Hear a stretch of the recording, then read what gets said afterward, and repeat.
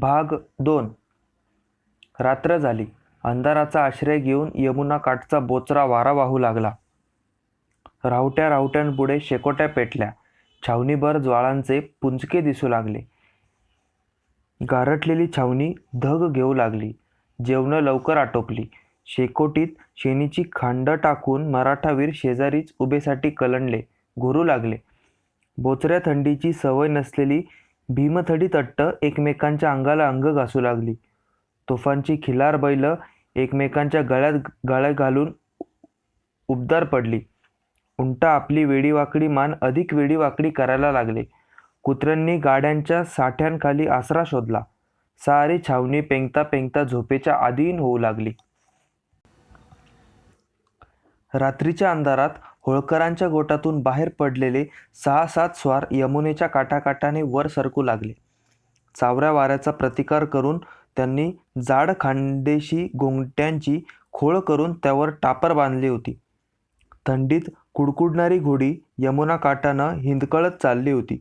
सर्वांच्या तोंडाला स्वतः सुभेदार होळकर होते.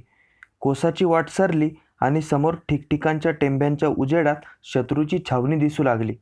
घोड्यांच्या टापांचा दूरवरून अस्पष्ट आवाज येताच यवनी कुत्री भॉ भॉ करून पुढे झेपावली. तसे गस्तीचे शिपाई पुढे धावले. नजीबाचे सारे सैनिक मल्हार बाबांना ओळखत होते.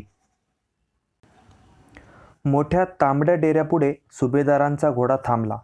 सुभेदार पायउतार होऊन आत जाऊ लागले. डेऱ्यातून चिरागदानांचा मंद प्रकाश कनातीच्या बाहेरही डोकावत होता. अजून नजीब जागाच दिसत होता. समोर सुभेदार उभे दिसताच तो उठून उभा राहिला आणि दोन्ही हातांचा कवळा लांब करीत ओरडला, आओ मेहरबान बाबाजान, एवढ्या रात्री आपल्या बछड्याची याद कशी आली? सुभेदारांनी नजीबाकडं पाहिलं. मंद उजेडात त्यांचा तांबूस चेहरा खुलून दिसत होता. घारे डोळे दिवसापेक्षा रात्रीतच जास्त चमकत होते.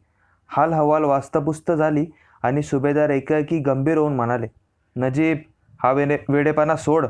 कशासाठी रोज गायींची कत्तल करून जिथं आमची ब्राह्मण मंडळी आंघोळी करतात तिथंच तू घाण टाकतोस? आपल्या दोस्तीत कशासाठी बिब्बा कालवतोस?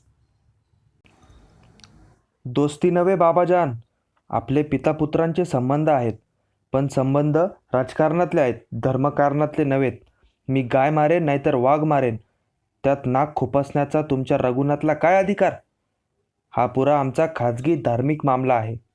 पण नजीब, तुम्हा दोघात मी सुलूक घडवून आणला आहे. सारा दोष माझ्या माथी लागेल. नजीब, रघुनाथराव फारच संतापलेत. त्यांच्या हुकुमाची तालिमी करणारे माझ्यासारखे अनेक सरदार त्यांच्याकडे आहेत. तुला तोफेच्या तोंडी देण्याची त्यांची भाषा आहे. सांभाळून बेटा नजीब. तुमचा दादासाहेब किती पराक्रमी आहे हे सर्वांना माहिती आहे. हसून नजीब म्हणाला, अब्दाली बादशाहचा बंदोबस्त करण्यासाठीच तुमच्या दादाला धाडला ना पेशव्यानं. मग अब्दाली असेपर्यंत राजपुतान्यात बळेबळे खेकटी काढून तो वेळ का दौडत होता? बादशाह अफगाणिस्तानकडे जाताच उसना अवसान धारण करून आला तुमचा दादासाहेब. अरे एवढा गाजी होता तर का आला नाही समोरासमोर? नजीब, अरे जे ताटात वाढलं आहे आधी त्याचा विचार कर. दोस्त म्हणून पुन्हा सांगतो, रघुनाथ जितका चांगला तितका जहरी आहे. गोहत्या थांबवली नाहीस तर तो उद्या तुला जित्ता ठेवणार नाही. संतापून जिभल्या चाटणाऱ्या नागाप्रमाणे नजीबाचा मुखडा लालेलाल झाला. तोंडावरचे घामाचे थेंब उजेडात चित्र दिसू लागले. आपल्या दाढीला जोराचा हिसका देत नजीब म्हणाला, जा आणि सांगा तुमच्या पेशव्याला गाईवरची सुरी हा नजीब कदापिही थांबवणार नाही म्हणून. हा नजीब धर्मासाठी प्राण द्यायला तयार आहे. धर्मयुद्धासाठी जिहादसाठी जे लढतात त्यांना आमच्या धर्मात गाजी म्हणतात. आज आमचं सैन्यबळ थोडं आहे म्हणून तुमचा पेशवा ऐट करतो काय? जा सांगा त्याला, नजीबाचा एक एक माणूस गाजी होण्यासाठी एका पायावर तयार आहे. नजीब, तू एवढा धर्म मानतोस आणि गाजीउद्दीनला साथ देईल म्हणून तू पवित्र कुराणाची शपथ खाल्ली होतीस आणि आज त्याच्याच बेगमेला तू. बाबाजान, या फजूल बाता सोडा. सांगा तुमच्या पेशव्याला आम्ही मरणाकरता तयार आहोत. तिसऱ्या दिवशी सूर्योदयापूर्वी नेहमीप्रमाणे रघुनाथ दादा ब्राह्मण उपाध्यायांसमवेत पवित्र स्नानाकरता गेले. सारा यमुना काठ त्यांना रक्ताळलेला दिसला. आंघोळीच्या जागी गाईचे भले दांडके सांगाडे मुद्दाम टाकलेले होते. 15-20 मुंडकी काठावर दिसत होती. गायींचे अर्धमिटले डोळे निर्जीव नजरेनं दादांकडे पाहत होते. दादासाहेबांनी पुन्हा पुन्हा काठाकडे दृष्टिक्षेप टाकला. मुंडक्यांची शिंगं त्यांच्या काळजाला ढुसण्या देऊ लागली. दादासाहेब क्षणमात्र थांबले आणि बिन आंघोळीचेच परत फिरले. त्यांच्या बरोबरीची मंडळी माघारी वळली. सारे छावणीत परतले. साहेबी नौबत वाजू लागली. त्या सरसे डंकेही वाजू लागले.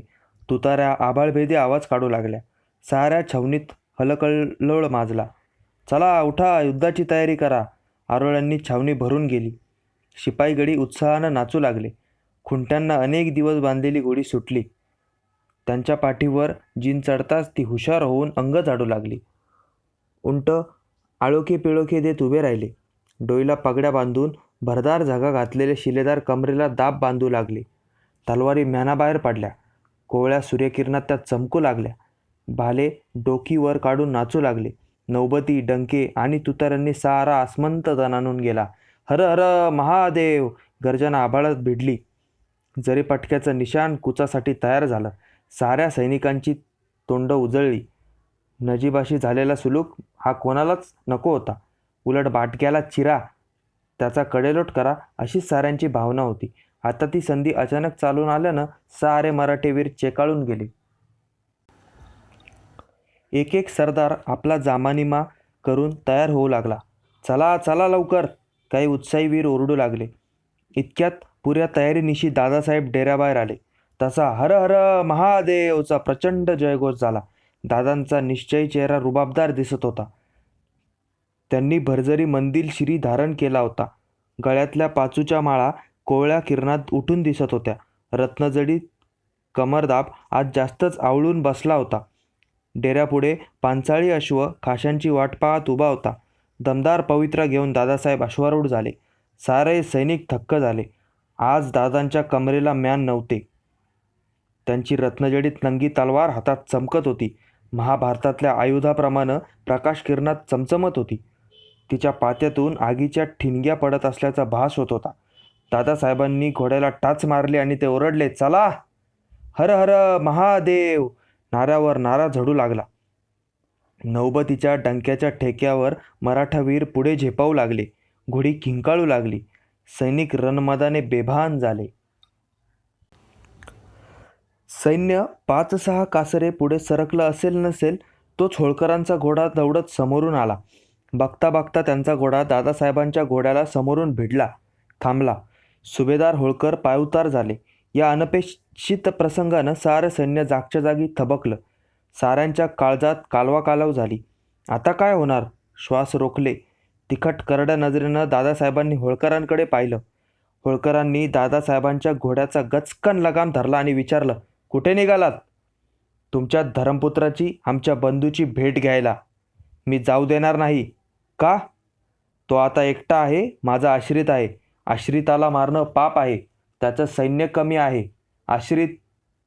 अहो आश्रितच जर घर पेटवू लागला तर काय करायचं? दादासाहेबांनी सवाल केला. ते काही असलं तरी मी तुम्हाला त्याच्यावर जाऊ देणार नाही. आम्ही कोणाच्याही बापाचं ऐकणार नाही. दादासाहेब कडाडले. दादासाहेबांनी टाच मारताच घोडा 2 पावलं पुढं झाला. त्याचबरोबर किंचित पुढं ढकलल्या गेलेल्या सुभेदारांनी घोड्याचा लगाम दोन्ही हातांनी जाम ओढून धरला आणि ते त्वेषानं ओरडले, तुम्ही कालची पोरं आम्हाला राजकारण शिकवता? अरे तुमचा बाप प्रत्यक्ष बाजीराव पेशवाई आमचा शब्द कधी मोडायचा नाही. आमच्यावर त्याचा एवढा विश्वास आणि श्रद्धा.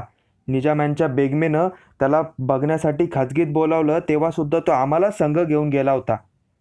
साऱ्या गोष्टी माहीत आहेत आम्हाला, दादासाहेब म्हणाले. काका, बाजीरावाला प्रत्यक्ष ढेकूळ मारणारा आणि प्रसंगी त्याच्या छातीला तलवारीचा पात लावणारा खंदावीर तुमच्याशिवाय मराठी दौलतीला दुसरा कोण होता? म्हणूनच सांगतो, तुम्हाला आज आमचं ऐकावं लागेल. जन्मदाता बाप जरी इथं अवतरला ना तरी आम्ही आज कोणाचं ऐकणार नाही. दादांच्या डोळ्यात ठिणग्या फुरल्या. सुभेदारांनी घोड्याच्या लगामाला जोराची पकड दिली. ते त्वेषाने गरजले, रघुनाथराव, नजीबावर तलवार चालवण्यापूर्वी त्या तलवारीनं आधी माझी खांडोळी करा आणि मगच पुढे व्हा. जोवर प्राण गेला तरी मी लगाम मात्र सोडणार नाही. तुम्हाला पुढं जाऊ देणार नाही. दादासाहेबांनी दणकन घोड्यावरून खाली उडी ठोकली. ते जळत्या नजरेनं सुभेदारांकडे पाहू लागले. तसे सुभेदार गरजले, अरे बघतोस काय, घे तलवार आणि घाल माझ्या डोक्यात, कर भकलं.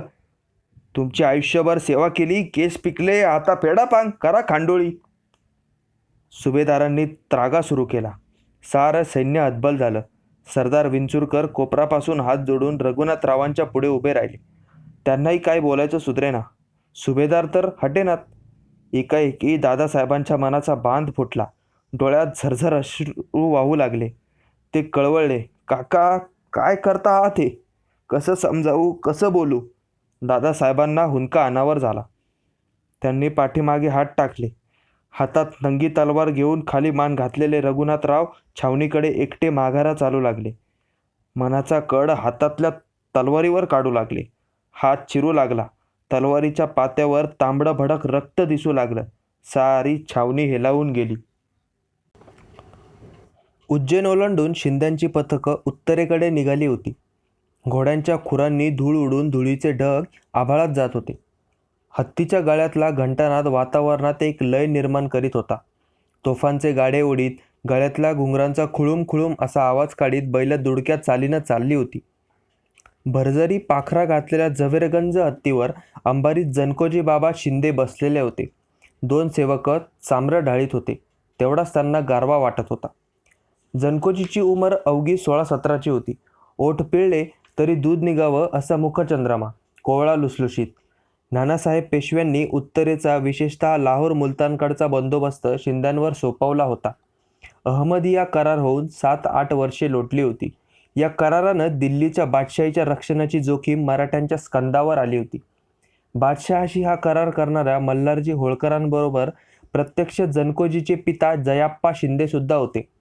2 सालांमागं त्यांचा कपटानं खून झाला होता. दिल्ली अजमेर प्रांतापासून प्रयाग धरून बंगालकडं घौडदौड करणाऱ्या राणोजी शिंद्यांचा जनकोजी हा नातू होता. जनकोजीच्या रूपानं मराठी दौलतीच्या सेवेसाठी शिंद्यांची 3री पिढीही खपत होती. जनकोजींचे चुलते दत्ताजी शिंदे आणि नानासाहेब पेशव्यांची जनकोजीवर खास अशी भिस्त होती. उत्तरेतल्या मराठ्यांच्या गाड्याची शिंदे होळकर ही 2 चाकं होती. बाजीरावांनंतर चाकांना थोडं वंगण कमी पडलं. चाकं कुरकुरू लागली, पण तरीही आजही अजून गाडा 2 चाकांवरच मार्गक्रमण करीत होता. नुकताच रघुनाथरावांनी अटकेवर जरीपटका भगवा फडकवला होता. घरच्या कारभारासाठी पेशव्यांनी आता रघुनाथ दादाला मायदेशी म्हणजेच पुण्याला बोलावलं होतं. पंजाबच्या बंदोबस्ताची जागा शिंद्यांनी भरून काढावी असा पेशव्यांचा मनसुबा होता. रघुनाथ दादा आणि मल्हारराव पंजाबमध्ये तलवार गाजवून दक्षिणेच्या वाटेवर असल्याच्या वार्ता जनकोजीला हरकाऱ्यांकडून अधेमध्ये मिळतच होत्या. दत्ताजी काका स्वतःच्या लग्नासाठी चांभारगोंद्याला गेले होते. दत्ताजीच्या लग्नात मिरवण्याची जनकोजीला भारी हौस होती. पण अचानक श्रीमंत पेशव्यांचा हुकूम झाला. जनकोजीची बायको काशीबाई लग्नानिमित्त चांभारगोंद्यास गेली आणि तो स्वतः उत्तरेकडे रवाना झाला. पुण्याहून निघता निघता पेशव्यांचे चिरंजीव विश्वासराव यांचा निरोप घेणं जनकोजीच्या फार जीवावर आला. एव्हाना विश्वासराव आणि जनकोजी बाबांची मैत्री हा सर्वत्र कौतुकाचा विषय झाला होता. दोघेही समवयस्क आणि चिवट तरुण. दोघांनी सिंदखेडला नुकत्याच झालेल्या लढाईत पराक्रमाची शर्त गाजवली होती. आपल्या सवंगाड्याला निरोप देताना विश्वासरावांच्याही जीवावर आलं होतं. जनकोजीवर पेशव्यांचा चांगला जीव होता.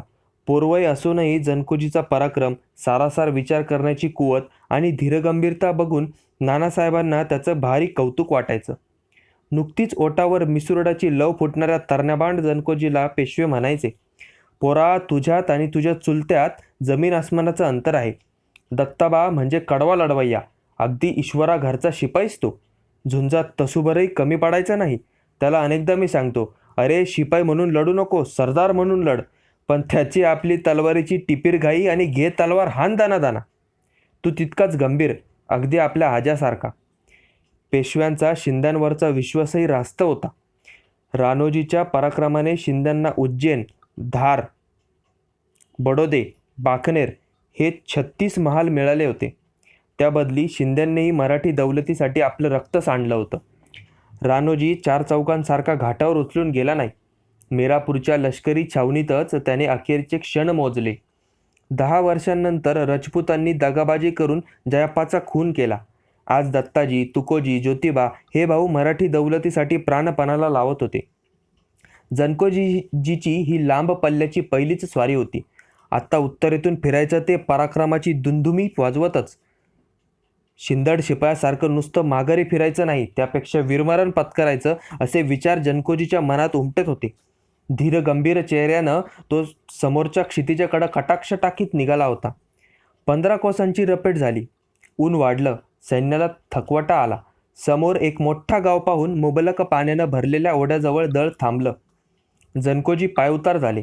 शेजारच्या आमराईत विश्राम खाऊ लागले. तोच एक खिदमतगार धावत आला. सरकार एक हरकऱ्या वार्ता घेऊन आला आहे. काय आहे वार्ता? रघुनाथराव दादासाहेबांचे दळ 3च कोसांवर आहे. दादासाहेब पुण्याकडे चालले आहेत. जनकोजी लागलीच उठून उभे राहिले. त्यांना आनंदी आनंद झाला. अटकेपार झेंडा फडकवणाऱ्या दादासाहेबांची भेट थोड्याच वेळात होणार या कल्पनेनं ते मोहरून गेले. गेल्या काही दिवसांपासून दादासाहेबांच्या कितीतरी पराक्रमी वार्ता त्यांच्या कानावर आदळत होत्या. त्यांनी सरहिंदकडून अब्बुसदास खानाला कसा पळवून लावला, मानाजी पायगुडे, गंगाधर बाजी भीमराव, गोपाळ गणेश, रेणको आनाजी या मराठा वीरांनी सरदारांनी घोडी पंजाब मुलतानमधून कशी दौडवली, लाहोरचा बुरुज दादासाहेब आणि सुभेदार होळकरांनी फोडल्यावर अब्दालीचा पुत्र तैमूरशाह आणि सेनापती जहानखान हातातलं सारं सामान सुमान टाकून कसे जीव घेऊन पळाले, लाहोर फत्ते झाल्यावर लाहोरच्या शालिमार बागेत दादासाहेबांच्या स्वागतासाठी कसा शाही दीपोत्सव साजरा झाला, अटकेच्या किल्ल्यावर तुकोजी होळकर आणि संभाजी शिंद्यांनी कसा झेंडा फडकवला, या गोष्टी जनकोजींना आठवत होत्या आणि त्यांची गात्र पुलकित होत होती. त्यांनी दादासाहेबांच्या स्वागताची तयारीही चालवली होती. थोड्याच वेळात उत्तरेकडून धुळीचे लोट दिसू लागले. धूळ थोडी वाढली. धुळीचा लोट जसजसा जवळ येऊ लागला तसे शिंदेशाही वीर बावरले. धुळीच्या लाटांतून खासा हत्ती दिसू लागताच जनकोजीनं गोलंदाजांना खून केली. बत्त्या पेटल्या आणि 7 तोफांच्या सलामीनं आसमंत दणाणून गेला. दोन्ही दळं एकत्र झाली. अंबारीतून दादासाहेब उतरले. त्यांनी सामोरा आलेल्या कोवळ्या जनकोजीला अक्षरशः कवेत घेतलं. बऱ्याच दिवसांनी एकमेकांना भेटलेले मराठा वीर एकमेकांना कडकडून मिठा मारू लागले. आंबराईत अंथरलेल्या बिछायतीवर जनकोजी आणि दादासाहेब मसलतीसाठी बसले. दादासाहेबांनी विचारलं, जनकोजी बाबा, यंदा कुठे तुमचा मोहरा? दादासाहेब, आपले आज्ञा शिरसावंद्य. एकाएकी रघुनाथ दादा गंभीर झाले. धीम्या चालीनं एक एक शब्द बोलले. बाबासाहेब, आवंदाची मसलत बुडाली तरी चालेल, अगदी क्रोड शिबंदी वाढली तरी बेपरवा, पण त्या मात्रागमनी नजीबाचे पारिपत्य करावे. काहीही करा, मात्र एवढी जोड आम्हाच द्या. मीच फासाटणार होतो त्या मात्रागमनीला, पण सुभेदारांचं आंधळं गाणं आड आलं. आंतरवेद, कुरुक्षेत्र, कुंजपूर ही फुकटची 40 लाखांची मामलत त्या भामट्याच्या हाती गेली. सुभेदार काका त्याला धर्मपुत्र मानतात ना. बिजे सिंग, माधव सिंग असे नाना धर्मपुत्र आहेत आपल्या काकांच्या पोटी. सारे लेकाचे चोर. माझ्या लेकी नजीब म्हणजे कोण वस्तू हो? एक पिटुकलं. त्याला वाहण्याच्या रट्ट्यानं बदडून काढलं असतं, पण पिंडाला धक्का लागायचा. ते एक मोठं पातकच. होळकरांचा विषय मात्र जनकोजींना आवडला नाही. विषय बदलत जनकोजी बाबा म्हणाले, दादासाहेब, तुम्ही लाहोर, सरहिंद, पुरा पंजाब जिंकून काबूलच्या कंदाहारापर्यंत वेशीवर धडक मारलीत. आता आम्हाला मोहिमेसाठी मोकळं रान तरी कुठे आहे हो? नजीबाचा शिरच्छेद हेच एक मोठं महत्त्वाचं रान आहे. बाबासाहेब, या राघोबानं अटकेवर झेंडा फडकवला, पण हा राघोबा नजीबाचे काहीही वाकडं करू शकला नाही. बाबासाहेब, एवढी जोड आम्हाच द्या हो. आणखी काही हुकूम दादासाहेब? हे महत्त्वाचं कार्य उरकलं की पंजाबचा कडेकोट बंदोबस्त ठेवा. काबूल, कंदाहार हा आपल्या हिंदुस्थानचाच भाग. तो अकबरापासून आपलाच मुलूक आहे. तिथंही भरारी मारा. परक्यांना हकलवून द्या. उन्हं उतरली. दोन्ही दळांना बऱ्याच मोठ्या मजला मारायच्या होत्या. निरोपाचे विडे घेऊन दोघा खाशांनी एकमेकांचा निरोप घेतला. धूळ उडवीत दोन्ही दळं उलट दिशेला निघाली. कोसनकोस पालथा घालता घालता 6 दिवस निघून गेले होते. एका नदीकाठी शिंद्यांची पथकं उतरली होती. कोसावर होळकरांचा मुक्काम पडला होता. होळकर पुण्याच्या वाटेवर आहेत अशी बातमी हरकरांनी जनकोजी बाबांना दिली. त्यांनी तिकडं जरा दुर्लक्षच केलं. दुपारी एक पालखी शिंद्यांच्या तळावर येताना दिसली. पालखीच्या सजावटीवरून कोण्या खास्याची पालखी असल्याचं सगळ्यांना दिसत होतं. भोयांनी तळाजवळ पालखी उतरवली. तांबडे भडक गोंडे बाजूला करीत गंगोबा तात्या चंद्रचूड खाली उतरले. चाळीशी ओलांडलेल्या गंगोबा तात्यांचा हसरा मुखडा बघून शिंदेशाही सैनिक थोडे बावरलेच. होळकरांचा दिवाण आणि तो इकडे कसा? तात्यांनी जनकोजींची भेट घेतली. मुजरा करीत तात्या म्हणाले, सुभेदार मल्हार बाबा साहेब सरकारांना भेटायला येऊ इच्छितात. त्या उद्गाराबरोबर जनकोजी ताठ झाले. झिडकारलेल्या स्वरूपात ते म्हणाले, त्यांच्या आणि आमच्या भेटी आता स्वर्गलोकी. जनकोजींचा नूर बघून तात्यांनी आपली पट्टी थोडी बदलवली. विनवणीच्या सुरात ते भेटीचं महत्त्व पटवू लागले. गोड बोलून मिन्नतवाऱ्या करू लागले. तुमचे सुभेदार काका आता वृद्ध झालेत. बाबासाहेब तुम्ही सुज्ञ आहात. काका तुम्हाला स्वतः भेटायला येऊ इच्छितात. आपण अवेर न करावा.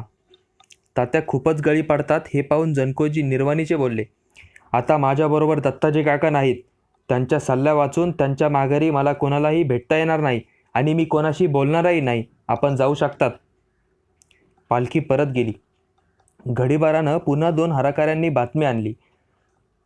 सुभेदार स्वतः जनकोजी बाबांना भेटायला निघाले आहेत. जनकोजी थोडे खजील झाले. आता पिकल्या केसांचा मान राखणं त्यांना भागच होतं. त्यांनी लागलेच 2 स्वार धाडले. होळकरांनी आहे त्या जागीच थांबावं. मी स्वतः भेटीसाठी येतोय. लवकरच स्वारांचं एक पथक होळकरांच्या तळाकडं निघालं. एका टेकाडावर आंब्याखाली होळकर उभे होते. समोर चढणीला लागलेलं अश्वपथक त्यांनी बघितलं. सर्वांपुढे असलेल्या तडफदार स्वाराकडे पाहून सुभेदार तात्यांना म्हणाले, गंगोबा तात्या, सर्वांच्या पुढे चाललेला तो रानबाचा नातूच का? हा, तेच जनकोजी बाबा शिंदे. केवढा मोठा झाला हो. मल्हारजी बाबा एकदम थबकले. डोळ्यांसमोर 4 वर्षांमागचा काळ उभा राहिला. जाटांचा कुंभेरीचा किल्ला दिसू लागला. रघुनाथ दादांची उत्तरेतील पहिली स्वारी होती ती. दादासाहेबांनी 1 कोटी खंडणी सूरजमल जाटाकडे मागितली. जाटानं 40 लाख देऊ केले, पण दादा काही बदेनात. जाटही हटेना. तोही फौजबंद होता. त्याने 5 गोळ्या व दारू देऊन दादासाहेबांकडे स्वार पाठविला. 40 लाख देतो ते घ्या, मर्जी नसल्यास मी युद्धाला सिद्ध आहे. या निरोपानं दादासाहेब चिडले. त्यांनी कुंभेरीच्या किल्ल्याला वेढा दिला. नित्य गोळागोळी सुरू झाली. महिना झाला तरी किल्ला पडेना. रेतीचा मुलूक असल्यानं मराठ्यांना सुरुंगही पेरता येईनात. बुरुजावर मार करावा तर किल्ल्याच्या पलीकडील मराठा वीर जायबंदी होऊ लागले. एके दिवशी मल्हारबाबांचे एकुलते एक चिरंजीव खंडेराव मोर्चापाशी उभे होते. तोच पलीकडून झेलाल्याचा गोळा काळासारखा आला आणि खंडेरावांचा प्राण घेऊन गेला. सुभेदारांवर प्रलय ओढवला. सुभेदार भयंकर संतापले. सुडाची दारू पेटू लागली. दातोट चावून त्यांनी खंडेरावांच्या उत्तरक्रिये दिवशी शपथ खाल्ली. सूरजमलाला चिरच्छेद करून कुंभेरीची माती खणून यमुनेत टाकीन तरच बापापोटी जन्म घेतल्याचं सार्थक, नाहीतर प्राणत्याग करीन. चिडलेले सुभेदार कुंभेरीचा वेढा जराही ढिला होऊ देईनात. हे बघून जाट मात्र घाबरून गेला. त्याची लाडकी राणी हंसिया हिने त्याला जयाप्पा शिंदेंशी संपर्क साधण्याचा सल्ला दिला. जयाप्पा आणि जाट पगडभाई झाले. जयाप्पाने रघुनाथ दादा आणि जाटात तह घडवून आणला. सुभेदारांच्या अंगाची मात्र लाईलाई झाली. पदरचा पोर ज्यानं मारला त्याच्याशी सुलूक आणि तोही शिंद्यांनी करावा. सुभेदारांचा शिंद्यांवरचा उरला सुरला विश्वासही पूर्ण उडाला. समोरून येणाऱ्या जनकोजीला पाहून सुभेदारांना खंडेराव आठवत होता आणि त्याच्या सर्वांगातून कड येत होती. सुभेदार पुटपुटले, जगात यवनावर विश्वास ठेवला तरी चालेल, पण या शिंद्यांच्या अवलादीवर कोणी विश्वास ठेवू नये असं म्हणता आणि तरी शिंद्यांचा पदर तर इच्छिता, असे खवचटपणे गंगोबा तात्या चंद्रचूड बोलले. आता आमचं वय झालं गंगोबा. पिकलं पान आज ना उद्या गळणार. रानबाची पोरं नातवंड खंडीवरती मात्र जिवंत आहेत. त्यांच्या गर्दीत माझा एकटा दत्तक पुत्र तुकोजी शाबूत राहावा हीच माझी इच्छा. आता मला दुसरं काय मिळवायचं आहे. मल्हार बाबांना बघून जनकोजी पायउतार झाले. त्यांनी लावून दंडवतही घातला. तोच सुभेदार जनकोजीला पोटाशी धरला. भारावून सुभेदार म्हणाले, पोरा केवढा मोठा झालास र आणि दिसतोस कसा अगदी आमच्या रानबासारखा. आजामेला आणि नातू झाला म्हणतात ते काही खोटं नाही. एकत्र बैठक झाली. शिंदे होळकरांचे तळ एकाला एक लागून पडले. जनकोजी आणि मल्हार बाबांनी रात्रीचं जेवण एकत्रच घेतलं. भोजन संपलं. गप्पा सुरू झाल्या. मल्हार बाबांना जुन्या जमान्याची पार याद आली. ते आणि राणोजी शिंदे दोघंही बाजीरावाच्या वेळी एकत्र कसे मोहिमेवर जात, रानात खरडा भाकरी खाऊन बाजीराव पेशवे सैनिकांबरोबर कसे दिवस कंठीत, हे सारं होळकर सांगत होते, मोहिमांची माहिती देत होते. शिंदे होळकर एका तळावर 4 दिवस मुक्काम ठोकून राहिले. कुचाच्या आदल्या दिवशी भोजनानंतरची मसलत बरीच रंगली. सुभेदारांनी आपला दत्तक पुत्र तुकोजीला 2000 सैन्यानिशी जनकोजीसोबत पाठवायचं मनोमनी ठरवलं होतं. त्यावरही बरीच चर्चा झाली. मल्हारबाबांनी तंबाखूची बुकणी दाढेखाली ठेवून विचारलं, बाबासाहेब, आता पुढच्या मोहिमा कुठं? काकासाहेब, तुम्ही पार अटकेपासून मुलतान, लाहोर, सरहिंदी, दिल्ली, आग्रा हा सगळा मुलूक काबीज केलात. आता आमच्यासाठी रान कुठे शिल्लक आहे? आहे, रान शिल्लक आहे, मल्हारराव हळू आवाजात म्हणाले. भरपेट, रोजमुरा आणि लूट मिळवण्यासाठी एक ठिकाण आहे. सरळ गंगा भागीरथीवरती नावांचा पूल बांधा. नदी पल्ल्याड सैन्य नेऊन अयोध्या प्रांतात घुसा. जनावरांची आणि पर्यायानं तुमचीही बेगमी. वाटलंच तर तसेच प्रयाग, अलाहाबादेतनं बंगालकडेही तुम्ही जाऊ शकता. काकासाहेब, गंगेवर पूल बांधायला इकडच्या नद्या दक्षिणेसारख्या आहेत काय? मारले 4 सूर आणि गेला पल्ल्याड. पावसाळ्यानंतर भागीरथीचं पात्र कोसभर रुंद असतं असे सारे म्हणतात. कसा बांधणार हो नावांचा पूल? एक माहितगार माणूस सांगतो मी. कोण? नजीब खान. नजीब खान? जनकोजी एकदम दचकला आणि बोलला, काकासाहेब, हा माणूस तर पाताळ यंत्री दगाबाज आहे असं सारे मला सांगतात. त्याचा काटा काढा असा खुद्द पेशव्यांचा हुकूम आहे. त्याचाच काटा काढा, मल्हारबाबा वेडावून म्हणाले. एकदा त्याचा काटा काढला की पेशवे अटकेपासून रामेश्वरापर्यंत राज्य करायला झाले मोकळे. एकटा तो नजीब अजून खंबीर आहे म्हणून तर पेशव्यांना तितकासा माज चढलेला नाही. एकदा तोही संपला की कशाला हवे ते शिंदे आणि होळकर? बाबासाहेब, नीट ऐका तुम्ही. एकदा नजीब संपला की ही पुण्याची ब्राह्मण मंडळी तुम्हाला आम्हाला धोत्र बाळवायला सुद्धा ठेवणार नाही तो. त्या रात्री मात्र जनकोजींना बराच वेळ झोप लागली नाही. सुभेदार काकांचा सल्ला खरा की खोटा? बराच उशीर झाला. शांत डोक्यानं पुन्हा विचार करू असं म्हणत जनकोजी बिछायतीवर कलंडले. त्यांना तशीच झोप लागली. कौरव पांडवांच्या पवित्र युद्धभूमीत शिंद्यांच्या लष्कराचा गेल्या 8 दिवसांपासून मुक्काम होता. उद्या अंतर्वेदीकडे कूच करायचं होतं. कुरुक्षेत्र यात्रा सफल झाल्यानं दत्ताजी शिंदे, जनकोजी शिंदे आणि नारोशंकर अत्यंत खुश झाले. लढाई स्वाराशिकाऱ्यानं शिनवटलेल्या मराठा वीरांना तीर्थराज कुरुक्षेत्रातल्या मुक्कामांनी मोठी पुण्यप्राप्त झाली होती. दत्ताजी शिंदे तर अगदीच खुश दिसत होते. चुलत्या पुतण्यांनी आपल्या बायकांसमवेत भद्रकालीच्या प्राचीन मंदिरात महाभिषेक घातला. जिथे शरांच्या शय्येवर भीष्माचार्यांनी अखेरचे क्षण मोजले त्या भीष्मकुंडात आंघोळी झाल्या. जिथे कृष्णाने अर्जुनास गीता सांगितली त्या ज्योतिसरास शिंदे मंडळींनी भेट दिली. भगवान कृष्णाच्या पादुकांचं दर्शन घेतलं. अर्जुनाने बाण मारून जिथे साक्षात गंगा अवतीर्ण केली त्या बाणगंगा तीर्थास भेट देण्यासाठी शिंद्यांचे हत्ती झुलत झुलत गेले. रोज भल्या पहाटे उठून दत्ताजी, जनकोजी, नारोशंकर, रामचंद्र बाबा आणि बहुतांशी सर्व मराठा गडी पवित्र कुरुक्षेत्र सरोवरात स्नान करीत. विस्तीर्ण सरोवर मराठ्यांनी भरून जायचं. त्याची लांबी रुंदी अपुरी वाटायची. पापक्षालनाची कल्पना सर्वांनाच असल्यानं मराठावीर सरोवरात पुन्हा पुन्हा डुबक्या मारायचे. कृष्णा भीमेत सूर मारल्यासारखे आवाज काढायचे. कुरुक्षेत्र म्हणजे देवदेवतांचं मोहळच. मराठावीर सरोवरातील असंख्य कमलपुष्प घ्यायचे आणि नाना देवदेवतांना ते अर्पण करायचे. कुरुक्षेत्रापासून 3 कोसांवरची कर्णाची डेरी पाहताना भागीरथीचे डोळे मात्र ओलावले होते. दत्ताजी आपल्या पत्नीची भक्ती आणि भोळा भाव टिपत होता. तसेच जवळपास कर्णाच्या रथाचं चाक ऐन महाभारत युद्धात भूमीत अडकलं ते रुतलं होतं. देवदेवता, पुण्यकर्म, पापक्षालन आदींच्या नादात मराठावीर आपण सैनिक आहोत हेही विसरून गेलेले. संन्यहस्त तीर्थावर तर दत्ताजी शिंदे भारावून गेले होते. या स्थळी श्राद्ध घातलं तर पितरांना स्वर्गप्राप्ती होते हे दक्षिणेतून निघतानाच त्यांना कोणीतरी सांगितलं होतं. श्राद्धाचं कार्य मोठ्या थाटामाटात उरकलं गेलं. हजारो ब्राह्मण पंक्ती उठल्या. पिता राणोजी आणि भाऊ जयप्पाच्या स्मृतीनं दत्ताजी भारावून गेले होते. एरवी सूर्यग्रहणाच्या वेळी कुरुक्षेत्रास मोठी यात्रा भरते. पण आता शिंद्यांच्या हजारो सैनिकांमुळे महायात्रा भरल्याचा भास कुरुक्षेत्रवासी जनतेला होत होता. मराठ्यांची धर्मवृत्ती, भोळा भाव बघून कुरुराजाला आपणास याच स्थळी मोक्षप्राप्ती मिळाल्याचं स्वर्गी सार्थक वाटलं असेल. शिंद्यांची धार्मिक वृत्ती आणि दानधर्माची नियत येथील रहिवासी ऐकून होते.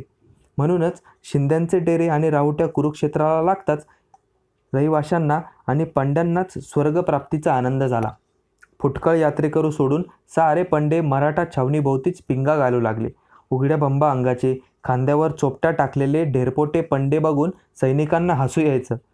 तेवढाच पंड्यांचा प्रेमळपणा बघून दानवृत्ती जागी व्हायची. कुरुक्षेत्रात साधू संतांचीही कमी नव्हती.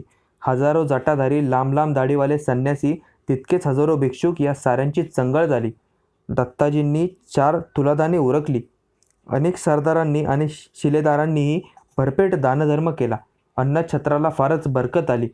भरल्या पोटानं साधुसंत मंडळी गांजाची दुप्पट चिमूट घालून चिलमी फसाफस ओढू लागली.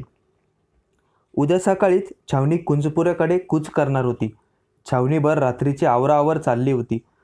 दक्षिणेतून येऊन दत्ताजींना 7 ते 8 महिने लोटले होते. चुलत्या पुतण्यानं सगळीकडे आपली जरब बसवली होती. दिल्लीच्या खंडणी बुडव्या वजिराकडून जरबेनं खंडणी वसूल केली होती. नजीबाला पकडण्यासाठी मराठ्यांची टोळी सहारनपूरकडे धाडली होती. कमाऊच्या पहाडाचा आश्रय घेऊन नजीब लपून बसला होता. त्यानं दत्ताजीची चांगलीच धास्ती खाल्ली होती. शिंद्यांनी लाहोर, मुलतानला जाऊन तुकोजी होळकर आणि साबाजी शिंदे यांच्याकडे त्या प्रांतीचा बंदोबस्त सोपवला. काही स्थानिक अधिकारी, जमीनदार हाताशी धरून दत्ताजीने लाहोर प्रांताची व्यवस्था लावली. इथे सैनिकांची दादासाहेब आणि होळकरांनी न जाता इथेच आपली काही वर्ष कंठावीत अशी इच्छा होती. मराठे येतात, तुटून मुलूक लुटतात आणि निघून जातात, हा हिंदुस्थानी लोकांचा अनुभव होता. मराठ्यांनी कायमचा बंदोबस्त करावा, त्यासाठी महसूल घ्यावा. त्या लुटारू परदेशी अब्दालीपेक्षा मराठे बरे, अशीच लोकांची भावना होती. मात्र मराठ्यांच्या धरसोडीला ते मात्र खूप कंटाळले होते. पेशवाई कर्जाच्या गर्तेत अडकली होती. सरदारांनी आपापल्या जहागिऱ्या निर्माण करून तटबंदी केली होती. प्रत्येक सरदाराचं सैन्य वेगळं, सरंजाम वेगळा. मुलुखगिरीतून फारच थोडी रक्कम शनिवार वाड्यापर्यंत पुण्यात पोहोचत होती. पेशव्यांनी उत्तरेत वसुलीसाठी नेमलेल्या कमावीजदारांनी, मामलेदारांनी स्वतःच्या तुंबड्या भरल्या होत्या. वाड्या, हवेल्या बांधून जमीनदारी केली होती. पेशवे कर्जाच्या ओझ्याखाली दबले होते. त्यांनी दत्ताजीला अयोध्या बंगल्यात जाऊन किमान 60 ते 70 लाखांची सोय करण्याचा आदेश पुन्हा पुन्हा दिला होता. दौलतीच्या कर्जाची चिंता दत्ताजीच्या मनात सारखी घोळत होती. त्यासाठी तो आता अंतर्वेदीकडे चालला होता. अलीकडच्या 10 दिवसात तर दत्ताजी भलतेच खुश होते. कुरुक्षेत्रात पाऊल टाकलं आणि भागीरथीला ओकाऱ्या सुरू झाल्या. ती गोड बातमी कळताच दत्ताजी हरखून गेले. नाचायचेच तेवढे बाकी राहिले होते. त्यांनी साऱ्या सरदारांना खाना दिला. भिक्षुकांना मुठीनं दक्षिणा वाटल्या. पेटारे भरून खास स्वारांबरोबर मिठाई चांभारगोंद्याला आणि कनेरखेडला पाठविली. दत्ताजींचे वडील मूळचे साताऱ्याजवळच्या कनेरखेडचे. दत्ताजींचं बालपणही कृष्णेकाठी वाळूचे किल्ले बांधण्यात आणि लढाईचा लुटूपुटूचा खेळ खेळण्यातच गेलं. राणोजींनी चांभारगोंदा या गावाचं वतन शाहू महाराजांकडून मागून घेतलं होतं. चांभारगोंद्यात चौपोसी वाडा बांधला. गावाला तटबंदी उभारली. सरदारीपेक्षाही श्रीगोंद्याचे पाटील म्हणवून घेण्यात राणोजी बाबांना मोठा आनंद वाटायचा. गेल्या साली लग्नाच्या निमित्तानं दत्ताजी श्रीगोंद्याला आणि कनेरखेडला जाऊन आले होते. लग्न उरकल्यावर देवी कनेरीच्या दर्शनाला जोडी गेली होती. हिरव्या शालूचोड्यातील लाजरी भागीरथी बघून दत्ताजींना उकळ्या फुटत होत्या. दोघं जोडीनं कनेरीच्या पाया पडून आली. दत्ताजी मनातल्या मनात म्हणाले, आई पहिला पोरगाच दे. तोच गुरवानं आशीर्वाद दिला. भलं होईल, एका सालात पाळणा हलल, बाळराजा नांदल. या बोलासरशी लाजून पदरचं टोक तोंडात दाबून भागीरथी गाभाऱ्यातून बाहेर पळाली होती. नुकतीच बाळराजांची चाहूल लागली आणि दत्ताजी वेडे झाले अक्षरशः. रात्री भागीरथीला विचारू लागले, बाईसाहेबांना काय हवं, चिंचा की आवळे? भागीरथी लाजून लटक्या रागानं दत्ताजींकडे बघायची. 2 दिवसांमागं दत्ताजींनी तर कमालच केली. कुरुक्षेत्रात तलावाशेजारचं चिंचेचं झाड पाहिलं. 3-3 बोटां एवढे वळणदार चिंचांचे आकडे त्यांच्या मनातच भरले. सरळ काचा मारून दत्ताजी चिंचेवर चढले. ओटा भरून घोड्यांवरून चिंचा आणणाऱ्या दत्ताजींना पाहून सारे सैनिक खदाखदा हसू लागले. ही बातमी खाजगीतही पोचायला वेळ लागला नाही. जनकोजींच्या काशीबाईंनी आणि दासी कुळंबिनींनी भागीरथीला दिवसभर खूप छेडलं. रात्री लटक्या रागानं भागीरथी म्हणाली, कमाल करता बाई तुम्ही. सरदार असून तुम्ही एखाद्या शिपायासारखं वागता असं ते पेशवे म्हणतात ते काही खोटं नाही हां. मतलब? स्वारींनी स्वतः चिंचेवर चढायची काय गरज? लाजत रागावत भागीरथी विचारू लागली. त्यात काय झालं मग? एखाद्या सेवकाला सुद्धा चिंचेवर चढवता आलं असतंच की. भागीरथी, काही गोष्टी अशा असतात की त्या सेवकाऐवजी आपणच करण्यात मजा असते. बाळाच्या कल्पनेनं मी वेडा व्हायचा राहिलो आहे बघ भागीरथी. घंगाळं आता वाजवायचं नसतं, बाळ जन्मल्यानंतर, भागीरथी म्हणाली. बरं, बाळावेळी आपण कुठं जायचं? चांभार गोंद्यास की कनेरखेडला? दत्ताजी विचारू लागले. भापकरांची लेक आहे मी. अजून भापकरांना भीक लागली नाही म्हटलं. नातवाचे लाड पुरवण्या इतकी भापकरांची ऐपत नक्कीच आहे. भागीरथीचा चिडका सूर ऐकून दत्ताजी खो खो हसले. भागीरथी गोड चिडीतच म्हणाली, सर्वांसमोर धसमुसळेपणा करत जाऊ नका बाई. तुमचा पुतण्या तुम्हाहून 4-6 वर्षांनी लहान. तुमची बाळाबद्दलची गडबड बघून ते नवरा बायको फिदी असतात हा. हसू देत, पण भागीरथी पुन्हा सांगतो, माझा पोर रणगाजी होईल. कुरुक्षेत्राच्या पवित्र मातीचा निरोप घेऊन शिंद्यांची पथकं पुढे निघाली. झवेरगंज हा शिंद्यांचा आवडता हत्ती. जयाप्पा शिंद्यांना हा हत्ती माळव्याच्या डोंगरात मिळाला होता. काळा कभिन्न झवेरगंज चालला की रस्त्यावरून कातळाचा कडाच सरकतोय की काय असं बघणाऱ्याला वाटायचं. कूच करताना राजाराम मातूत झवेरगंजाला भल्या पहाटे उठवून सजवायचा. बोहल्यावर चढणाऱ्या मुलीच्या हातापायांवर फुरसतीनं मेहंदी गोंदावी तसेच शिंदे झवेरगंजाला सावकाशीनं सजवायचे. त्याच्या पाठीवरचा किनकापी पाखरा सर्वांत उठून दिसायचा. गळ्यातील सोन्या रुपयाच्या घंटा दमदार पावलांबरोबर बारीक नाद धरायच्या. रुपयाच्या पत्र्यांनी सजवलेली अंबारी सूर्यप्रकाशात चमकायची. राजाराम मातूत हा सुद्धा खूप सजलेला असायचा. त्याच्या शिरीची पिळदार शिंदेशाही पगडी खुलून दिसायची. अंबारीत सज्ज झालेले जनकोजी आणि दत्ताजी सर्वांना कृष्ण अर्जुनासारखे भासायचे. खाजगीतल्या स्त्रिया बुरख्यांच्या गाड्यांतून पालखी आणि खाशा मेन्यांमधून प्रवास करायच्या. एक दिवसातच शिंद्यांचं दळ कुंजपुरात येऊन पोहोचलं. यमुना काठी छावणी पडली. कुंजपुरात सोंडेचे उंच उंच वेडे काढीत झवेरगंज चित्कारू लागला. त्याच्या विचित्र वागण्याची दत्ताजीला थोडी धास्ती वाटली. मांत्रिक ज्योतिषांना गाठलं. 12 बोकड आणि 24 कोरड्या कोंबड्या, बुटीभर लिंबू एवढी यमुना काठची बेजमी झाली. तेव्हा कुठे तो झवेरगंज शांत झाला. कुंजपुराच्या मुक्कामात पुढील वाटाघाटी सुरू झाल्या. रात्री मसलतीच्या डेऱ्यात दत्ताजी, जनकोजी, नारोशंकर आणि दिवाण रामाजीपंत दाभोळकर ही प्रमुख मंडळी बसायची. दत्ताजी पेशव्यांच्या कर्जाबाबत बोलायचे. 60-70 लाख उभे करायचे म्हणजे गंगापार होण्याशिवाय इलाज नव्हता. जून महिना सुरू झाला होता. अधूनमधून पावसाच्या तुरळक सरी बरसत होत्या. गंगेला केव्हाही पूर येईल, ती ओलांडायची कशी?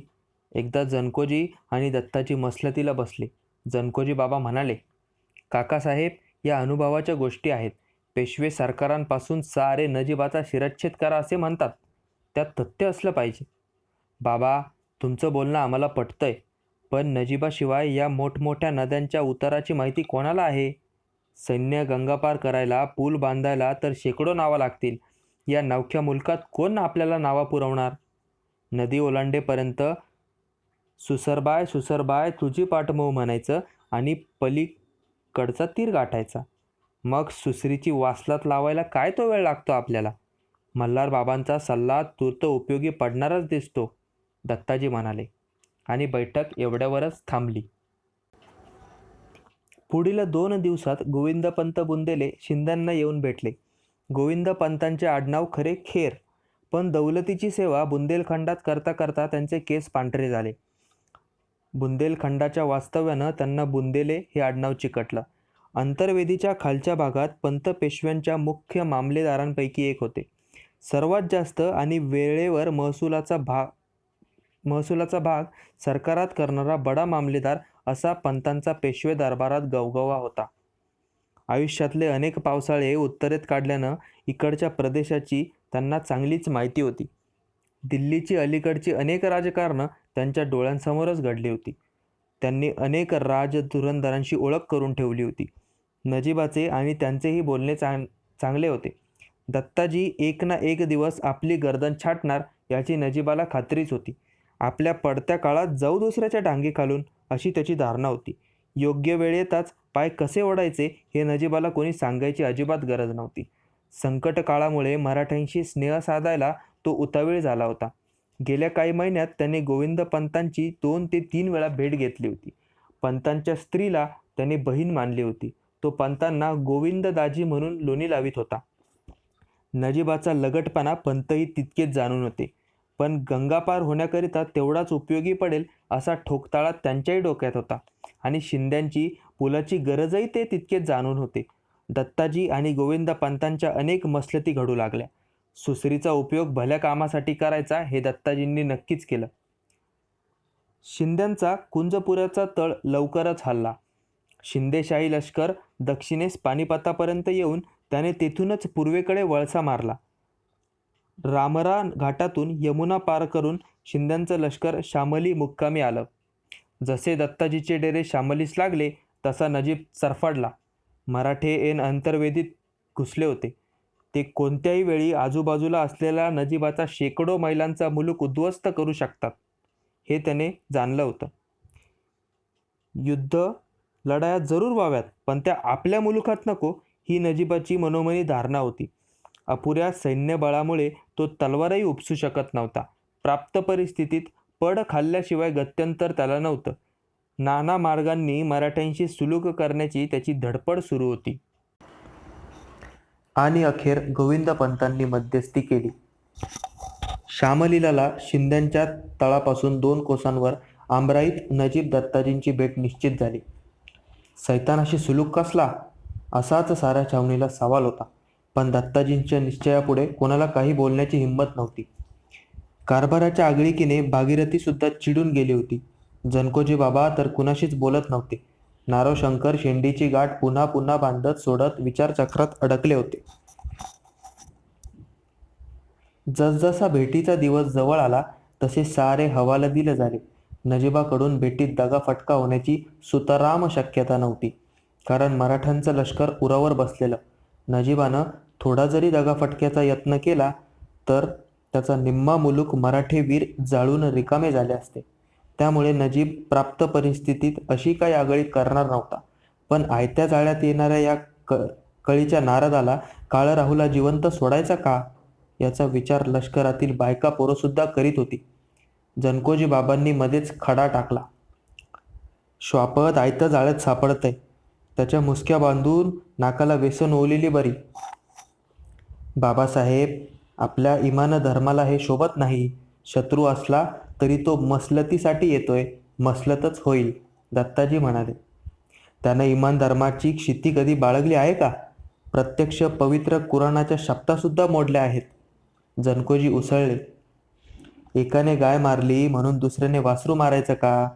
ठरल्याप्रमाणे फक्त मसलतच होईल. मी माझं इमान सोडणार नाही. निश्चयी दत्ताजींपुढं कोणी काय बोलायचं. भेटीच्या आदल्या रात्री लष्कराची झोप हैराण झाली. एवढं मोठं सावध सोडायचं कसं? मुद्दाम बोलाविल्यासारखे रात्रीच्या अंधाराचा फायदा घेऊन जनकोजी बाबा, नारोशंकर, मानकेश्वर एका गुप्त जागी जमा झाले. जनकोजी म्हणाले, भागीरथीवरच्या पुलाचं एवढं काय? हजारदा तो पूल बांधू पण मराठेशाहीचा पायाच उद्ध्वस्त करणाऱ्या नजीबाला पहिला गाडला पाहिजे. उद्या त्याला माघारा जाऊ द्यायचा नाही. त्याच्या मुसक्या बांधायच्याच. माझी केव्हाही तयारी आहे अंताजी बोलले. दत्ताजी शीघ्रकोपी आहेत. त्यांच्या कोपाची मला फार भीती वाटते. नारोशंकर मध्येच म्हणाले. कुणी भिण्याचं कारण नाही. त्या रानबोक्याला जित्ता ठेवू नका. अंधारातून भागीरथीचा आवाज आला. सर्वांनी नजरा फिरवल्या. दत्ताजींची धर्मपत्नी भागीरथी एका हातात भाला घेऊन उभी होती. जनकोजी बाबा लागलीच उठून म्हणाले, काकीसाहेब आपण या अंधारात आणि इथं? होय, बापकरांची लेक आहे मी. त्या काळसर्पाला सोडा असं मी कशी म्हणेन? स्वतः भागीरथीबाई साहेब कटात सामील झाल्यावर सर्वांना चेव चढला. उद्या दुपारी सूर्य माथ्यावर आल्यावर भेट होणार होती. भेटीच्या वेळी द्वारपालांनी नजीब सोडून कोणालाही तंबूत सोडू नये. घटका झाली रे झाली की निवडक 10 स्वारांबरोबर जनकोजी बाबांनी तंबूत घुसायचं. जागच्या जागी नजीबाच्या देहाच्या चिरफाळ्या करायच्या. त्याची मुंडी पुण्याला पेशव्यांकडे धाडायची. असा बराच उशिरापर्यंत खळ झाला.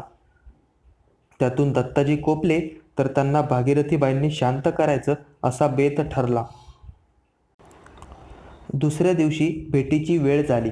तंबूत दत्ताजी लोडाला टेकून बसले होते. त्यांच्यासमोर गंगापार घेऊन जाणारा नावांचा पूल उभा राहत होता.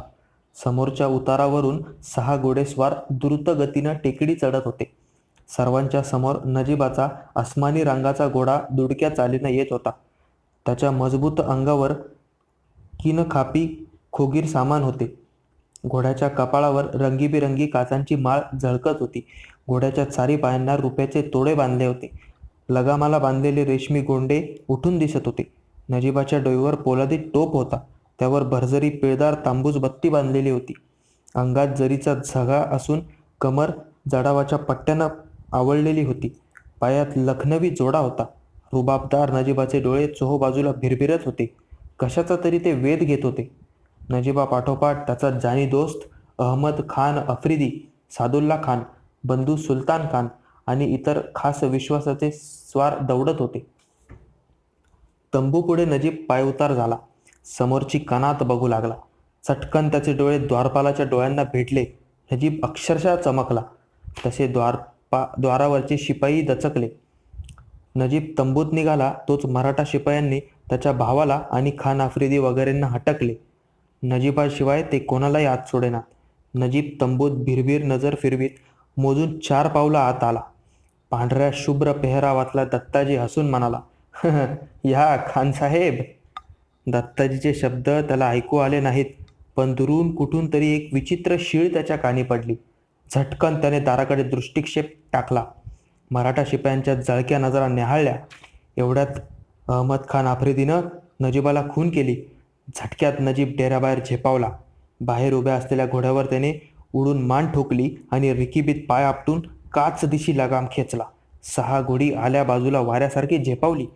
कोसभर अंतर दवडल्यावर नजीब अहमद खानाला म्हणाला, ह्या मरगठ्यांच्या नजरा मला जहरी दिसल्या. दूर अस्पष्ट दिसणारे ठिपके जनकोजी बाबा न्याहाळत होते. मनगटे चावत होते. बिछव्याजवळ यायला क्षण 2 क्षण उशीर झाला होता. हातात गवसलेली आयती शिकार मात्र निघून गेली होती. मिरतच्या ईशान्येस शिंद्यांचा तळ पडला होता. गडमुक्तेश्वर या प्राचीन नगरी शेजारीच राहुट्या आणि डेरे लागले होते. इथेच कोणी एकेकाळी महाभारतकालीन हस्तिनापूर वसलं होतं. जवळूनच गंगा वाहत होती. प्राचीन उंच उंच मंदिरं, मंदिरांच्या दगडी कामात नाचणारे यक्षकिन्नर आणि आपल्या त्रस्त जटा जमिनीत पुरून भनंग तोंडाचं ऐसपैस बसलेलं अजस्त्र वटवृक्ष युगायुगांची साक्ष देत होते. इथेच श्रीकृष्णाची शिष्टाई पार पडली होती.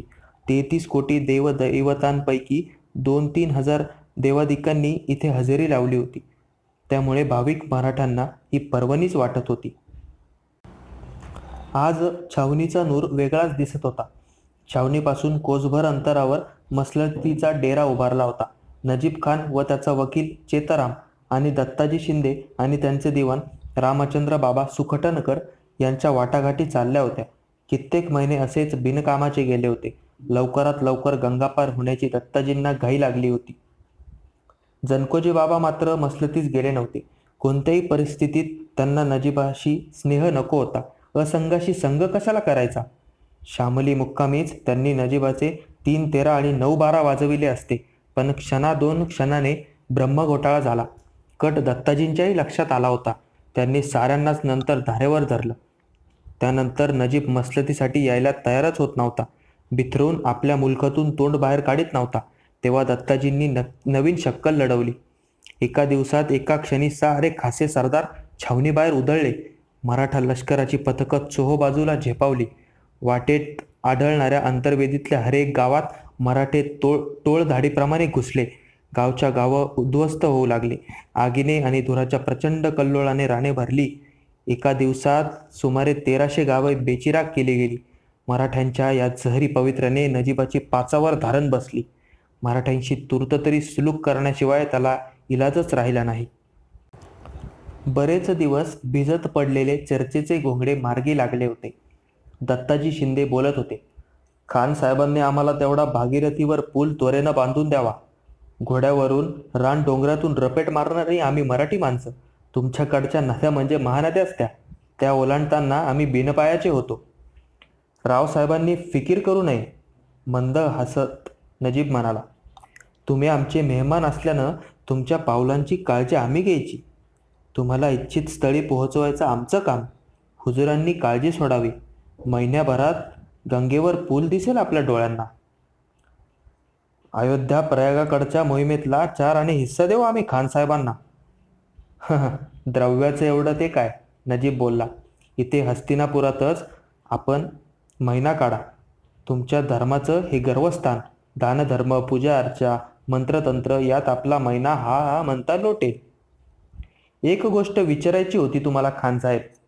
आत्ताच आपण मराठ्यांना तिथार्दी गोष्टी किती प्याऱ्या आहेत हे स्वतः सांगितलं. तुमच्या ताब्यातलं आमचं हरिद्वार आणि ज्वाळापूरही आमच्या हाती सुपूर्द करावं. फार पुण्यही लाभेल तुम्हाला. पुण्याईचं बघूच हो, नजीब हसून बोलला. एकदा गंगापार व्हा तरी खरे. ही 2 तीर्थे मी चुटकी सरशी ताब्यात देईन तुमच्या. पण या मोहिमेत तुम्ही पुढे सरकाल तेव्हा प्रत्यक्ष काशी विश्वेश्वराचीही प्राप्ती होईल. काशी म्हणजे तर धर्मवेड्या हिंदूंचा मानबिंदू. अखेर सुलूक पार पडला. दत्ताजीने इमानाला जागू म्हणून नजीबाच्या हाती बेल भंडारा दिला. नजीबाने सानकरोटी दिली. दोघे पगडभाई झाले. नजीबाने दत्ताजीला मारलेली प्रेमळ मिठी लवकर सोडली नाही. एक मोठे काम पार पडले. रात्री शिंदे मंडळी भोजनास बसली. जनकोजी बाबा अगदी शांत दिसत होते. समोर उभ्या असलेल्या भागीरथीकडे पाहत दत्ताजी बोलले. बाबांना आज काय झाले, एवढे मलूल? काय बोलावे काकासाहेब. जनकोजींच्या डोळ्यात अक्षरशः पाणी उभं राहिले. तुम्ही फार वाईट गोष्ट केली. त्या सराट्याला सोडायला नको होता. अलम दुनियेला आग लावून तो मराठ्यांविरुद्ध गारुडासारखं रान भारून टाकील. दत्ताजींना भातामध्ये खडा लागल्यासारखं झालं. त्यांनी हातातला घास ताटात टाकला. संतापानं थरथरत ते म्हणाले. बाबा, तुम्हालाच मराठी राज्याचं हित कळतं आणि आम्ही इतक्या दूर अहितासाठी आलो का? नजीब मला तरी शुद्ध दिसतो आणि समजा बदललाच तर त्याला जित्ता फाडून शिळ्या भाकरी संगे खाईन मी. दत्ताजींचा बदलता नूर बघून भागीरथीनं जनकोजींना खून केली.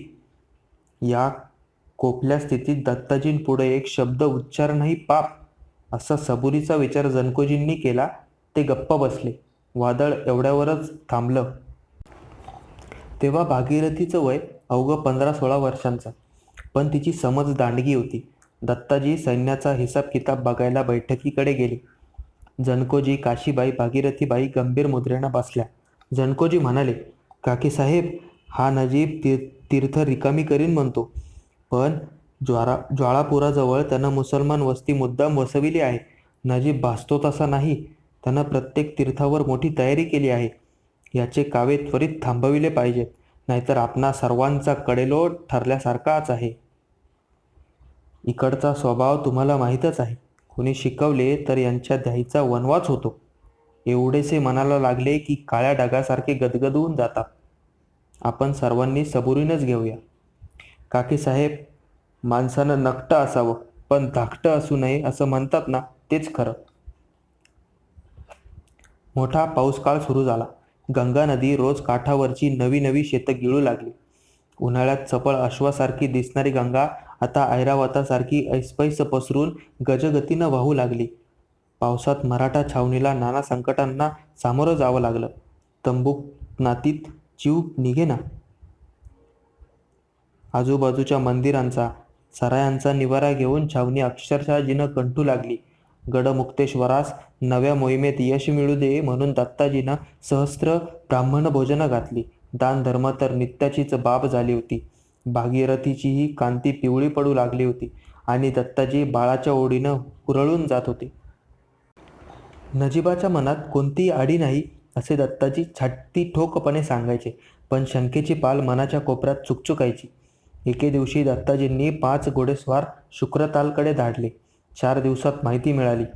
शुक्रतालाच्या समोरच्या गंगेच्या पात्रात नावांचा पूल बांधण्याचं काम जारीनं सुरू आहे. नजीबानं या कामी जैतागुजराची आणि मुझफ्फरनगरच्या जमीनदाराची मदत घेतली आहे. 15 दिवसांनी खुद्द नजीबाचाच खलिता आला. बरसात काल असल्याने गंगेचे पाणी खूप फुगले आहे. तूर्त पूल सिद्ध होत नाही, बरसातीनंतर बघू. दत्ताजी खलिता वाचून हसले. आता मात्र त्यांना नजीबाच्या हेतूबद्दल अजिबात शंका उरली नाही. आनंदाच्या भरात थोडी उघडीप बघून दत्ताजी आणि भागीरथी झवेरगंजावर बसून डामडौलात मिरतमध्ये गेले. भागीरथीसाठी दत्ताजीने खास बरेली घाटाचे सोन्याचे बाजूबंद आणि पाणीदार मोत्यांच्या कुड्या करवून घेतल्या. एक दिवशी उजाडता मराठ्यांचं एक पथक कर्नालहून दौड करीत आलं. घोडी आणि स्वार रात्रभराच्या जागरणानं आणि चिखलानं भरून गेले होते. त्यांनी आरडाओरड करून जनकोजी बाबांना प्रथम जागं केलं. त्यांच्या हाती खलिता दिला. उर्दू पंडितानं खलिता वाचला आणि जनकोजी बाबांना धरणीकंप झाल्याचा भास झाला. ते तसेच दत्ताजींच्या डेऱ्याकडे धावले. पहारेकरांना मागे ढकलून काका काका उठा, घात झाला असं मोठमोठ्यानं ओरडू लागले. त्यांच्या आवाजानं निम्मी छावणी जागी झाली. काहीतरी भयंकर प्रसंग आहे हे जाणून वाटेत बांधलेल्या घोड्या बैलांना चुकवीत शिपाई खाशा डेऱ्याकडे धावू लागले. दत्ताजी डोळे चोळीत बाहेर आले आणि विचारू लागले, काय बाबासाहेब, काय प्रकार? अहो काकासाहेब, त्या मात्रा गमनीनं डाव साधला. जिची पाठ तुम्ही मऊ म्हणत होता त्या सुसरीनं शेपटीचा जीव घेणा तडाखा मारला. गारुड्यानं रान भारलं. घात झाला काकासाहेब, घात झाला. झालं तरी काय? हा खलिता पहा काकासाहेब, जनकोजी म्हणाले. नजीबाचा हा खलिता घेऊन त्याचे सांडणी स्वार रुमशामला अब्दुल्ला दुर्राणीकडे चालले होते. कर्नालला आपल्या संशयावरून आपल्या स्वारांनी हा खलिताला हात घातला. रात्रीचा दिवस करून त्यांनी हा ऐवज आणला आहे. मतितार्थ तरी सांगा. जानव्यावरून हात फिरवत नारोशंकर विचारू लागले. नजीब अब्दुल्ला दुर्राणीस म्हणतो, हे अफगाणाधिपती बादशाह, तू जातीकुळीनं जसा अफगाण आहेस तसंच माझंही बीज कडव्या अफगाणाचं आहे. माझ्या शब्दाच्या इशाऱ्यासरसे 20,000 कडवे हिंदुस्थानवासी अफगाण अग्निकुंडात उडी घ्यायला एका पायावर तयार आहेत. गंगापारचे 40,000 रोहिले अफगाण तुझ्या पायावर नतमस्तक व्हायला केव्हाही बंदे आहेत. दख्खनी माकडांनी आमच्या पवित्र भूमीत उच्छाद मांडला आहे, हे मी तुम्हाला अनेक वेळा कळविले आहे. दत्ताजी नावाचा बडा बंदर मी तुमच्या आगमनाची प्रतीक्षा करीत झुलवीत ठेवलेला आहे. अयोध्येकर सुजय आपणास मिळेल. सरदार दुंदे खान, हाफिज रहमत खान, अहमद खान बंगश, सादुल्ला खान हे बडे रोहिले रणगाजी तुम्ही याल तर माझ्यासाठी प्राणपणाला लावतील. या गोष्टी मी अफगाण श्रेष्ठींना कैक वेळा कळविल्या आहेत. आपल्या धर्माची आणि बांधवांची चाड असेल तर हे रुस्तुमाहून महान वीरा वाऱ्यासंगे धावते या दख्खनी बंदरांचा. बस झालं, यापुढे वाचू नकोस, दत्ताजी ओरडले. लोहाराच्या पेटत्या भाल्यातलं तलवारीचं पातं लालबुंद व्हावं तसे दत्ताजी पेटून उठले. संताप आणि पश्चातापाच्या छटा डोळ्यात बिजलीसारख्या नाचू लागल्या. अंगाला दरदरून घाम फुटला. दत्ताजींची ती विचित्र अवस्था बघून सारे मराठे घाबरले. रावसाहेब, तुम्ही काय केलं हे? असाच प्रश्न छावणीतल्या बहुतांशी नजरा दत्ताजींस करीत होत्या. त्या नजरा भाल्याच्या तीक्ष्ण टोकासारख्या दत्ताजींच्या हृदयाला टोचत होत्या. काळजाची कालवाकालव होत होती. संतापाने थरथरणारे दत्ताजी दान पावलं टाकीत साऱ्यांच्या समोरून बाजूला झाले. अर्ध्या कोसावर गंगातीराच्या एका मंदिरात सुन्न होऊन बसून राहिले. दिवसभरात त्यांनी पाण्याच्या थेंबालाही हात लावला नाही. रात्री कशीबशी समजूत घालून त्यांना सर्वांनी गोटात आणले. भागीरथीनेही नाना मिनत्या केल्या, पण न जेवता दत्ताजी तसेच उपाशीपोटी रजईवर कलंडले. सकाळी जनकोजी, भागीरथी आणि काशीबाई दत्ताजींच्या बाजूला बसून होत्या. एकाएकी भागीरथीला ग्लानी आली. दत्ताजी घाबरले. सेविका पारू म्हणाली, कालपासनं बाईसाहेबांनी बी अन्नाचा घास शिवला नाही. दत्ताजी भागीरथीला आधार देत म्हणाले, तूही अशी वेड्यागत काय करतेस? अगं, बाळराजासुद्धा उपाशी असेल. पतीनं घास खाल्ल्याशिवाय पाण्याचं थेंब न घेण्याचा रीतधर्म आहे आमच्यात. दत्ताजीने घास तोंडात घेतला तसा छावणीनं सुस्कारा सोडला. आधीच त्या भयंकर वार्तेनं छावणी अर्धमेली झाली होती. प्रत्यक्ष दत्ताजींनी अन्न टाकल्यावर तर जीवच गेल्यासारखं झालं होतं. दत्ताजींनी कसेबसे 4 घास खाल्ले आणि त्यांना हुंदका दाटून आला. डोळे गळू लागले. दत्ताजी गदगदून बोलले, भागीरथी, अगं कसा वैऱ्याच्या पेचात अडकलो ग मी. छावणीतल्या तान्ह्या बाळाला जे कळत होतं ते मला भावलं नाही. भानामतीच ही. माझ्या हाताने मी माझ्यासाठीच डबरा खणला. काकासाहेब, तुम्हीच धीर सोडला तर कसं होईल? जनकोजी बाबा म्हणाले. काका, अजून मराठी मानाचे निखारे विजलेले नाहीत. तुम्ही नुसती एक फुंकर द्या. मानी मराठी माणसं आणि घोडी धडाधडा पेटायला लागतील. आम्ही निवळ दख्खनच्या मातीसाठी लढत नसून दिल्लीच्या बादशाहीसाठी, हिंदुस्थानसाठी झुंज देतोय हे साऱ्यांना माहीत आहे. एकच फुंकर द्या, मेलेले मुडदेही उठतील, पेटतील आणि अफगाण रोहिल्यांना भस्मसात करतील. जनकोजीच्या उद्गारानं छावणीलाच आग लागली. दत्ताजीनं पिळदार टोकाची पगडी डोईवर चढवली. पगडीत तुरा खोवला, नंगी तलवार हातात घेतली. हर हर महादेव, जय भवानी, जय जगदंबे, जय मासाकांत घोषणा आरोळ्यांनी आभाळ दणाणले. कुचाचा नगारा रोजच्यापेक्षा जोरात गरजू लागला. गुरुवांची शिंगे आपल्या धारदार आवाजाने काळजाला भोसका पाडू लागली. गडबडीत गोसाव्यांनी आपली पाला आवरावी तसे मराठे आवरावर करू लागले. कनातींचे दोर सुटले. पडदे गाड्यांच्या साठ्यात भरले. अंबाऱ्या आणि बुरख्यांच्या गाड्या सजवायला कोणालाही फुरसत मिळाली नाही. काशीबाई घोड्यावरच स्वार झाली. भागीरथी तेवढी पालखीत बसली. तिच्या पोटात कळ सुरू झाली होती. नजीबाच्या समाचाराला निघालेलं मराठी सैन्य बघून तिची तहानभूकच हरपली. एका हाताने पोट दाबीत ती कुचत सामील झाली. चिखल तुडवीत बैलगाड्या गाडे पुढे सरकू लागले.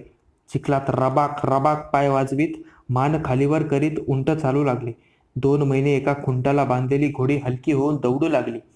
पाऊस वाऱ्याचा मार खात खात छावणी गंगा काठानं पुढं सरकू लागली. शिंद्यांचे हरकारे वरचे वर नव्या बातम्या पुरवीत होते. गंगेवर नावांचा पूल बांधला होता ही गोष्ट खरी होती, पण नजीबानं पूल आपल्या काबूत ठेवला होता. कडवे रोहिले आग्या वेताळासारखे पुलावर रात्रंदिवस गस्त घालीत होते. गंगेकाठी शुक्रतालालाच नदीचं वाकण बघून नजीबानं आसरा घेतला होता. ही जागा एवढी बळकट होती की ती सहजासहजी प्राप्त होणं हे दुरापास्त होतं. शुक्रतालपासून पश्चिमेला 2 मैल अंतरावर मीरापूर येथे शिंद्यांचा तळ पडला. त्यांनी जवळच्या सैन्यांचीही मदत घेतली. मराठ्यांची छावणी करड्या नजरेनं नजीबाच्या हालचालीवर ध्यान ठेवून होती. तर ढोलीत आसरा घेतलेल्या पोपटाप्रमाणे नजीब टुकूटुकू डोळ्यांनी मराठ्यांकडे बघत होता. आपले 4 विश्वासू स्वार घेऊन जनकोजी बाबा 2 दिवस बाहेर पडले. त्यांनी शुक्रतालच्या आजूबाजूला फेरफटका मारला. हारकारांकडून आणि स्थानिक रहिवाशांकडून सारी बातमी काढली. खऱ्याखुऱ्या विक्राळ शुक्रतालचं चित्र त्यांच्या डोळ्यांसमोर उभं ठाकलं. शुक्रतालच्या उत्तरेस कोसाच्या अंतरावरच शालिनी आणि मालिनी या 2 नद्या गंगेस मिळत होत्या. इथला गंगाकाठ सारा रेतीचा, भुसभुशीत मातीचा आणि चिखलाचा होता. गंगेच्या पश्चिम काठी 10 पुरुष उंचीवर शुक्रताल हे प्राचीन ठिकाण होतं. गंगा इथे पालखीच्या दांड्यासारखी वाकडी वळणं घेऊन पुढे वाहत होती. आतल्या अर्धा मैल लांबी रुंदीच्या उंच ठिकाणी अनेक खोलगट खड्डे आणि चित्रविचित्र घळ्या होत्या. उंच उंच सळसळती झाडं 10-15 मैलांतला गंगाकाठ सहज निरखू शकत होती. झाडाझाडांतून अजस्त्र झुडपं माजली होती. मधूनच मोठमोठ्या रानवेलींची विळखे घेतलेले होते. आतल्या उंचवट्याच्या जागी महादेवाचं एक जुनाट देऊळ धीरगंभीर होऊन बसलं होतं. संरक्षणाच्या दृष्टीनं निसर्गातच ही जागा बळकट होती. पूर्वेला भव्य गंगा वाहत होती. शुक्रतालच्या दक्षिणेस आणि उत्तरेस दलदलीचा भयान चिखलाचा प्रदेश होता. राहता राहिला पश्चिमेचा भाग. तिथं नजीबानं मोठमोठे वृक्ष आडवे पाडून मोर्चे बांधले होते. तिन्हीकडून तोफांचा आरबा पसरला होता. त्याच्या आत 2 पुरुष उंचीचा आणि 10 हात लांबीचा खंदक त्याने खणलेला होता. पूर्वेला पुलापल्याड सारा मुलूक नजीबाचाच होता. तेथून तो उंट गाड्यांतून, बैलगाड्यांतून धनधान्य, तिखट, मीठ काय हवी ती रसद आणू शकत होता. 20-25 हजार लोक शुक्रतालच्या गळ्यात ठेवून कित्येक महिन्यात ही बळकट जागा तो लढवू शकत होता. कावेबाज पण तितक्याच शूर नजीबानं मराठ्यांना हात चोळीत ठेवलं होतं.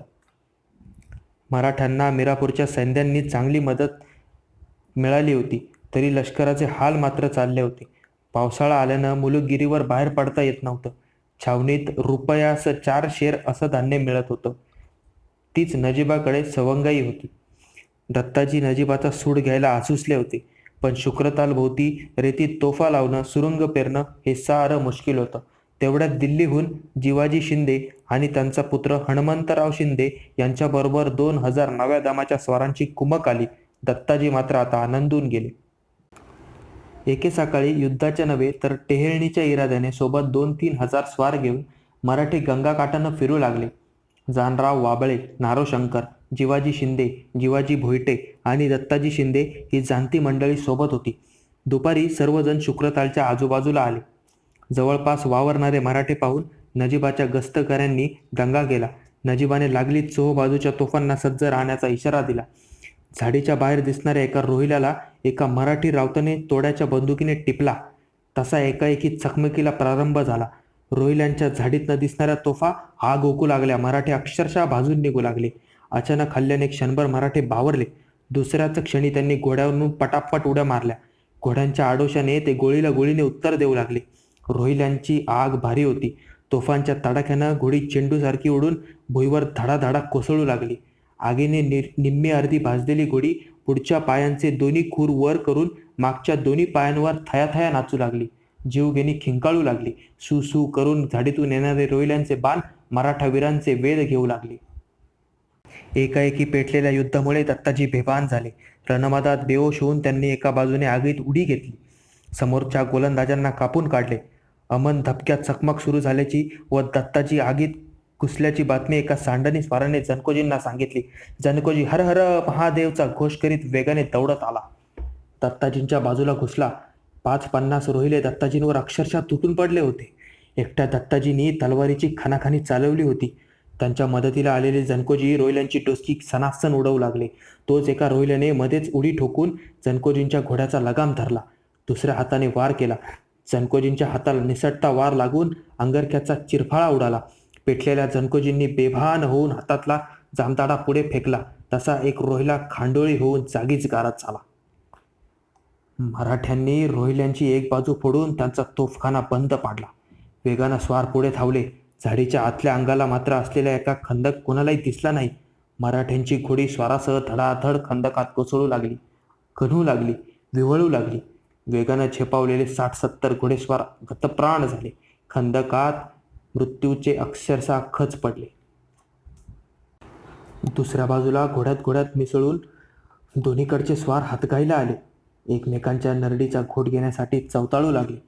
जेलाला सुतारनाळ, हस्ताळ आणि बाणांचा वर्षाव पडू लागला. दत्ताजींच्या मांडाखालची अस्मानी घोडी सुतारनाळेच्या माऱ्यानं ठार होऊन कोलमडणार तोच दत्ताजींनी पुढं उडी ठोकली. एका रावतानं पायउतार होऊन आपला घोडा दत्ताजींना दिला. लवकरच अंधार पडला. चकमक आपोआप थांबली. जखमी झालेले दत्ताजी आणि जनकोजी छावणीवर परतले. नजिबाचा 5-50 रोहिला कामास आला. मराठ्यांची दांडगी हानी झाली होती. शुक्रतालच्या महादेवाला 500 मराठ्यांनी आणि 1200 घोड्यांनी रक्ताचं शिंपण घातलं होतं. 2 दिवसांमागे येऊन छावणीला उत्साह आणणारे सरदार जिवाजी शिंदे आणि त्यांचा पुत्र हनुमंतराव दोघेही आजच्या चकमकीत कामी आले होते. छावणीवर दुःखाची छाया पसरली होती. जिवाजीच्या पागाचे 2000 स्वार तर धाय मोकळून रडत होते. जखमी शिपाई वेदनेने विवळत होते. ठिकठिकाणी झाडपाला कुटण्याचं वाटण्याचं काम जारीनं चाललं होतं. मराठी लष्करानं नाही म्हटलं तरी बळकट शुक्रतालची थोडी तरी दास्ती नक्कीच खाल्ली होती. भाग 2 समाप्त.